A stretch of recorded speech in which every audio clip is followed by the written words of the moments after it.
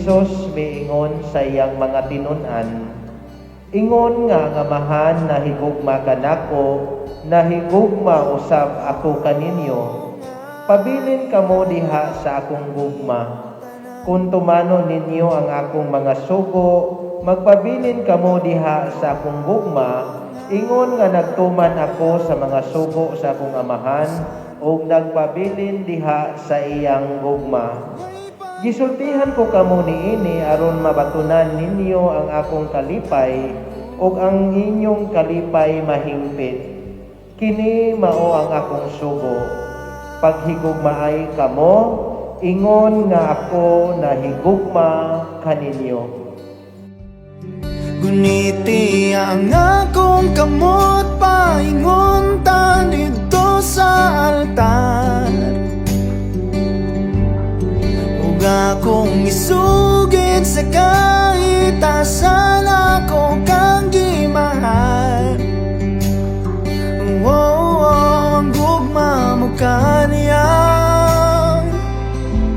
magpabiling kahayag,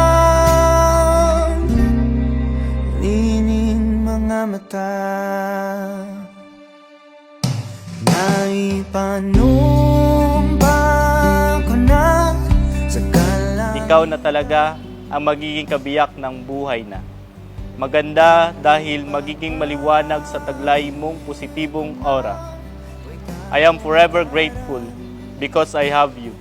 I thank God for the gift, a gift of love that I will cherish forever. Bisan pa man daghan ko naagian ng mga silent battles sa kinabuhi, pero sa imong pag-abot, katong tanan na wag tang. Love, kabalo ko sa kaminyoon, kita jud duha magtimbayayon, sa kasakit ug kalipay, kita jud duha magtinabangayon. Guniti ang akong kamot, paingon ta dito sa altar.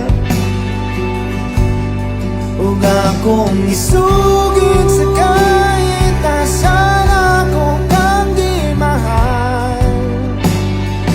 Ang gugma mo kaniya, magpabiling kahayag, lining mga mata. There are different stories, and for sure, Christian and Janice, yours is unique and beautiful. Mostly, people say it started upon knowing, then special feeling occurred, and gesture of kind actions offered. For that, love blossomed, and then couple decided to tie their knot in marriage. Lagi ko tong bukang bibig na anong nagawa kong kabutihan, bakit pinagpala at binigyan ng kabiyak na kaybay. Love, kaybalo ka kung unsa ta kakahigugma. I will always keep my promises to you, and I will forever do. I love you, love, since yesterday, today, tomorrow, and forever. Let's continue to pray for everyone. Love you, love. I love you too.